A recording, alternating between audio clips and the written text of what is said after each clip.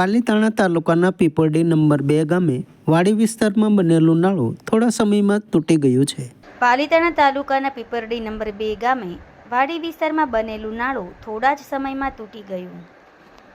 પાલીતાણા તાલુકાના પીપળી નંબર 2 ગામે વાડી વિસ્તારમાં જવા માટે એક નાળું બનાવેલું છે, જે ખૂબ ઓછા સમયમાં જ તૂટી ગયું છે, જેને લઈ લોકોમાં કામમાં ભ્રષ્ટાચાર થયાની ફરિયાદ ઉઠી છે। જાગૃત લોકોએ કામ ઉપર જઈને આ બાબતે રજૂઆતો પણ કરી છે। જેમના પણ વિભાગમાં આવતું હોય તેમણે પગલાં લેવા જરૂરી છે એવી લોકોમાં માંગ ઊભી થઈ છે। પીપળી ટુ વાડી વિસ્તારમાં જવાનો આ રસ્તો અને એની ઉપર આ બનેલું આ બાંધકામનું નાળું 15 દિવસમાં ઢહી ગયું। આમાં કોઈ ક્યાંય તમને લોખંડ દેખાય, હરિયા દેખાય તો કહેજો। મોટા મોટા ખાડા પડી ગયા છે, લોખંડ વગર માત્ર સિમેન્ટ પાથરીને જતા રહ્યા હોય એવું આ ગામ લોકોએ કહેલું।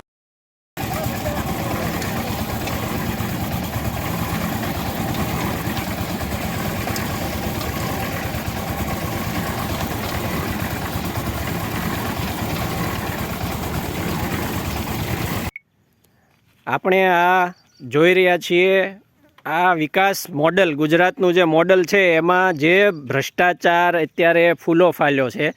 આ પીપળી 2 ગામના વાડી વિસ્તારમાં જવાનો રસ્તો છે અને એ રસ્તે આ નાળું હજી 15 દિવસ થયા છે બન્યું એને। 15 દિવસમાં વિકાસ છે ને એ આજે ગામ લોકોએ બતાવ્યો કે આ અવડા ખાડાને જો આ ટેમ્પો આમાં આવી ગયો। આ ટેમ્પો ગામ કાઢવા માટે પણ આવ્યા છે અને ગામવાળાનું કેવું છે કે આમાં કંઈ કામ જ નથી થયું, નકરો ભ્રષ્ટાચાર જ થયો છે અને એના કારણે જો આ કવડા ખાડા પડ્યા છે। 250 માણસનો વાડી વાળામાં રહેણાંક છે।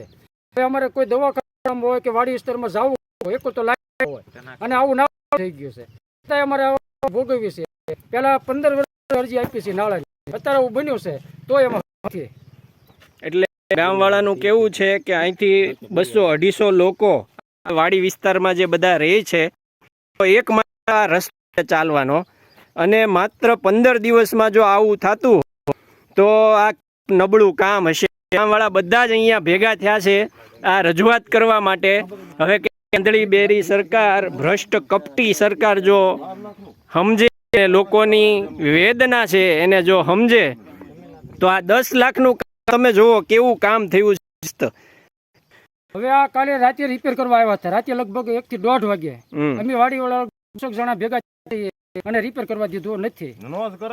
તાત્કાલિક ઈ લોકોને ઢાંક પીછો કરવા માટે કરવા આવ્યા હતા કે આ દેશની સરકાર સુધી અવાજ ન પહોંચે, પણ આપણે બધા મળીને આ અવાજ સરકાર સુધી પહોંચાડવાનો છે। ડોક્ટર સાહેબ, તમે અહીંયાથી રોજ નીકળો છો, આ નાળામાં તમે પેલા કેવું હતું ને અત્યારે શું થયું છે? એમાં સો પડીને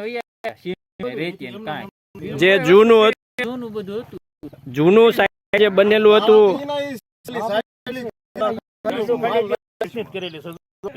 ખાલી પાલિશ છે અને ચોપડી નાળું બતાવીને પૈસા બનાવવાનો કામ કરીને આ લોકો રહ્યા છે એવું ગામ લોકોનું સ્પષ્ટ કહેવું છે। લાઈક કરો, શેર કરો અને સબસ્ક્રાઇબ પણ કરો અને હા, ઘંટડી વગાડવાનું ન ભૂલશો। આભાર। સત્ય પોઈન્ટ અહેવાલ, સમાચાર તથા જાહેરાત પ્રસારિત કરવા સંપર્ક સાધો। સત્યપુંજ સમાચાર પ્રસારણ, લબ્ધિ કોમ્પ્લેક્સ, તાલુકા પંચાયત સામે, સિહોર।